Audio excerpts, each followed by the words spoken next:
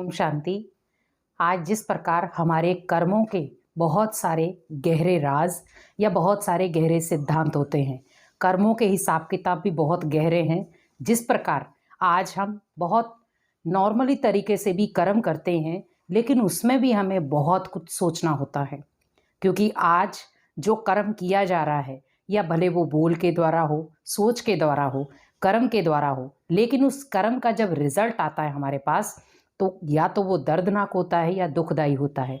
और कई बार व्यक्ति को ये समझ नहीं आता कि उस कर्म का रिजल्ट मुझे क्या मिलेगा। तो आज विशेष हम कर्मों का जो हिसाब किताब गहरा है, तो आज हम वो सुनेंगे। जैसे आज हम अपने घर से बाहर निकलते हैं, बाहर निकलते आप किसी व्यक्ति को जानते नहीं हैं, पहचानते नहीं हैं, और ना आप कभी उससे मिले हैं, लेकिन जैसे ही आपने उसके सामने आए, आपको उसने गाली गलौज करना शुरू कर दिया। या कई बार क्या होता है कि हम मान लो रास्ते चलते भी हल्का सा हम किसी के साथ टकरा जाते हैं, और जिसमें हमारी गाली गलौज चालू हो जाती है। हम उस व्यक्ति को ना तो जानते थे, ना पहचानते थे, ना कभी मिले थे, और हम कई बार क्या कहते हैं कि ना तो मैं इस व्यक्ति को जानता हूँ ना पहचानता हूँ, लेकिन पता नहीं ये क्यों इतने गंदे शब्द बोल कर गया। इसका मतलब ये है कि उसका आपके पूर्व जन्मों में कोई गहरा हिसाब किताब था कर्मों का, जिसने उन कर्मों का हिसाब किताब देने के लिए वो आपके पास आया, उसने वो कर्मों का रिटर्न दिया और काम फिनिश। अब अगर हमें ये ध्यान रखना है कि उस आत्मा ने तो अपने बोल के द्वारा अपने कर्मों का खाता खत्म किया, मीन्स वो आपका जो खाता था नेगेटिव, उसको खत्म कर दिया। हम उस आत्मा का थैंक्स करें कि उसने हमारे ऊपर से बहुत बड़े पाप के बोझ को उतार दिया। लेकिन अगर मैं उसका रिटर्न दे देता हूं तो क्या होगा? एक तरफ तो उतरा, दूसरी तरफ दोबारा चढ़ गया। इसीलिए विशेष ध्यान रखें, कर्मों की मार से कोई नहीं बच सकता।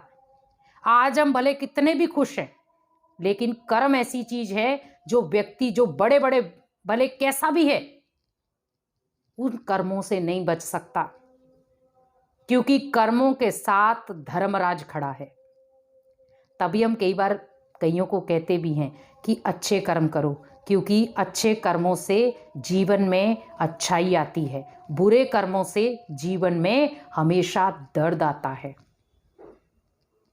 आज अगर हम श्रेष्ठ कर्म करना सीख जाएं, हम सभी से प्रेम पूर्वक रहना सीख जाएं, तो क्या दुनिया में जो इतना लड़ाई झगड़ा सब प्रकार से मारपीट हो रही, क्या वो होगी?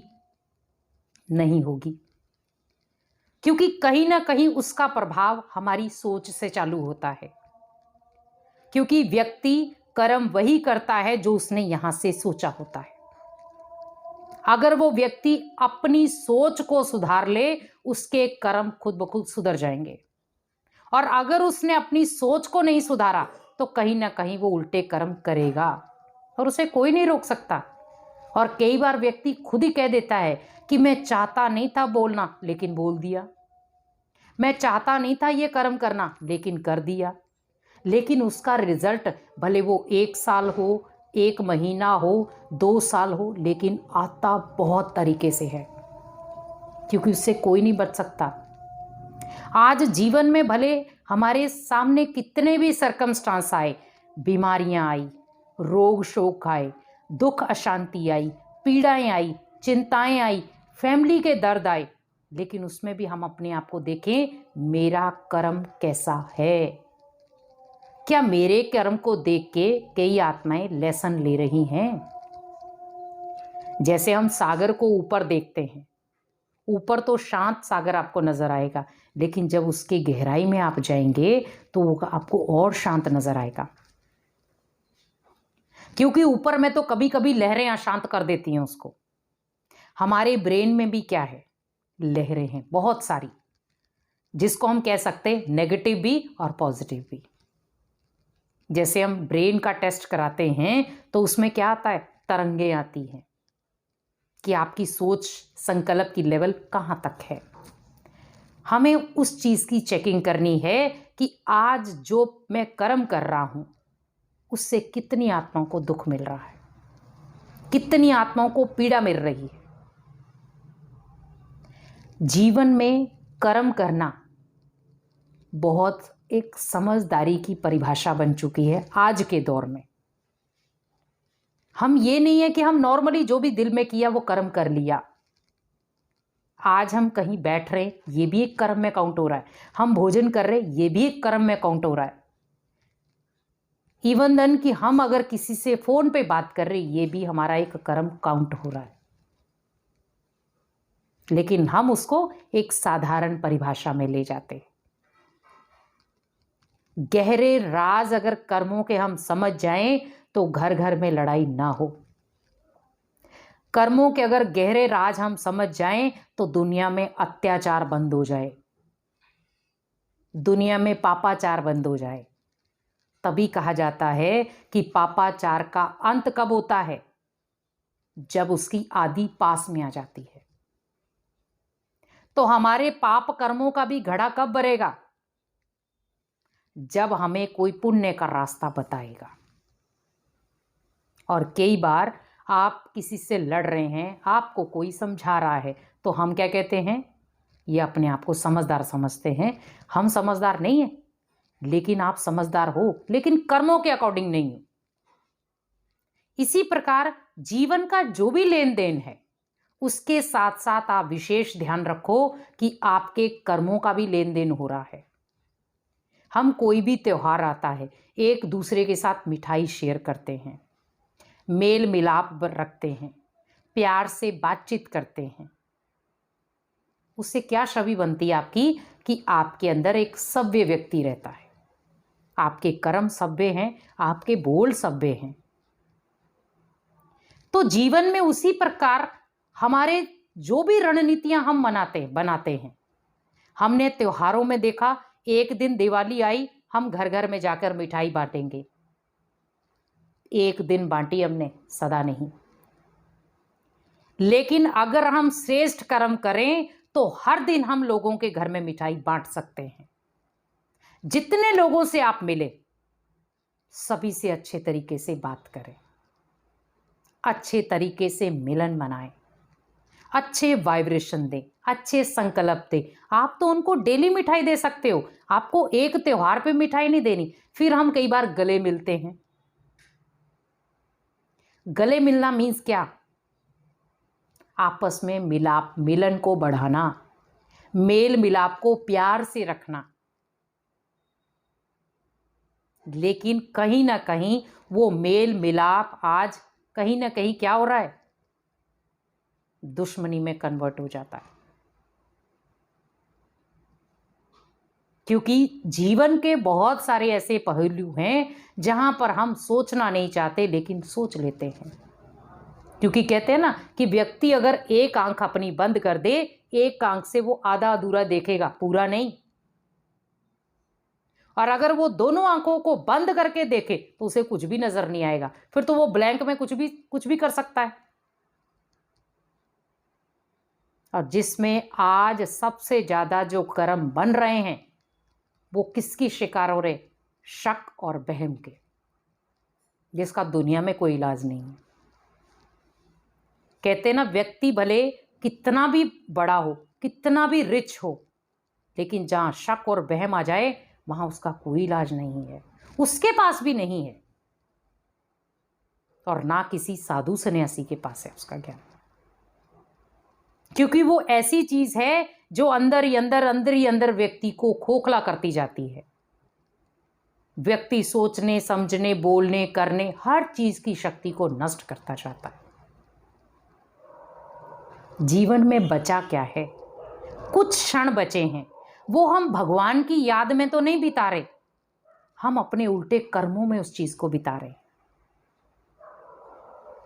परमात्मा कहते, बच्चे इतने जन्मों में तूने पाप कर्म किए, कम से कम अंत में आकर तो अच्छे कर्म कर ले। लेकिन उन कर्मों की भी गहराई को नहीं समझ पा रहे हम। क्योंकि जब जब हम पाप करेंगे, वहां पर धर्मराज फ्रंट रूप में आपको मिलेगा।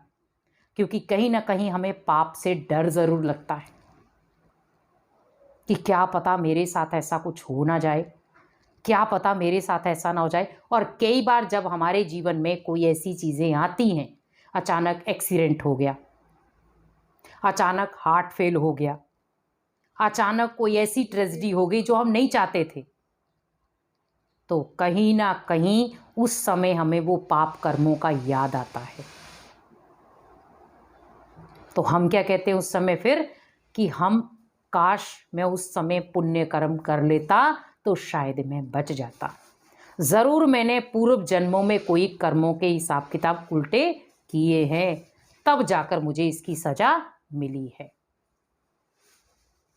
क्योंकि सज़ा आपको एक तरफा नहीं, दो तरफा मिलेगी। कर्मों की भी मिल रही है, साथ साथ में आपके अगले जन्म में भी वो काउंट हो गया। इस जन्म में तो हुआ ही हुआ, लेकिन अगले जन्म में भी काउंट हो गया वो। तो आप इस जन्म में भी वही कार्य कर रहे हैं, अगले जन्म में भी आप ही के सामने वो चिट्ठा खड़ा हो जाएगा। इसीलिए कहते हैं एक कर्म अगर हमने पाप का कर दिया तो इस समय का गायन है 100 गुणा दंड एक कर्म का। तो सोचो हम दिनचर्या में कितने उल्टे कर्म कर जाते हैं, और फिर हम भगवान को दोषी ठहराते, भगवान जी आपने मेरे साथ ही ऐसा क्यों किया। तो फिर हम भगवान को ब्लेम क्यों लगा रहे हैं? कर्म तो हमें श्रेष्ठ करने चाहिए थे ना, भगवान को थोड़ी करने श्रेष्ठ। भगवान ने हमें श्रेष्ठ कर्म करने की गत दे दी, ज्ञान दे दिया। करना आपका काम था, उसका नहीं था। लेकिन फिर भी भगवान आपको नजरअंदाज करता है। कोई बात नहीं, आज नहीं तो कल सुधर जाएगा। लेकिन व्यक्ति अपने अहंकार में इतना मस्त हो जाता, इतना मगरूर हो जाता कि वो उल्टे कर्म करते करते करते समझ ही नहीं आ रही कि कितने कर दिए मैंने। दिनचर्या में कितने उल्टे कर्म हो गए मेरे, और कितनी आत्मा को पीड़ा हुई होगी उस कर्म से। तो कहीं ना कहीं वो पाप के खाते में चला गया। और आज विशेष हमें उन्हीं कर्मों पर अटेंशन रखना है, क्योंकि कर्मों की अगर गति को हम गहराई से देखें तो उसका रिजल्ट बहुत दर्दनाक होता है। इसीलिए जो भी कर्म करें वो श्रेष्ठ करें, सभी को सुख देने वाले करें, सभी को प्यार देने वाले करें, दुआएं लेने वाले करें, ना कि किसी आप ऐसा कोई कर्म ना करें जिससे किसी से बद्दुआएं निकले। और आज कई बार ऐसा भी होता है, कोई सामने वाला व्यक्ति बिना सोचे समझे आपको बद्दुआएं देता है, तो वो बद्दुआएं उस व्यक्ति को नहीं लगती, रिटर्न हमारे पास ही आती हैं, क्योंकि उस व्यक्ति के पास दुआओं का फुल स्टॉक है। तो बद्दुआएं दुआओं से टकराकर वापस उसी के पास वापस जाएंगी, क्योंकि उसके पास बद्दुआओं का कॉर्नर है ही नहीं जो वो ले। इसीलिए किसी को भी देनी है तो दुआएं दो, बद्दुआएं नहीं, क्योंकि वो कहीं ना कहीं आपके जीवन को निराशा देकर जाएंगी, किसी दूसरे को नहीं। इसलिए जो भी कर्म करो उसको सोच समझकर और विधि पूर्वक करो, क्योंकि कर्मों का गहराई समझना आज जीवन के लिए बहुत बड़ी चुनौती हो चुकी है। तो उस चुनौती को समझें और अपने कर्मों को श्रेष्ठ बनाएं, उसी से हमारे जीवन की श्रेष्ठ रचना होगी। और जब जब श्रेष्ठ की रचना होगी तभी हमारे कर्म भी श्रेष्ठ बन जाएंगे। ओम शांति।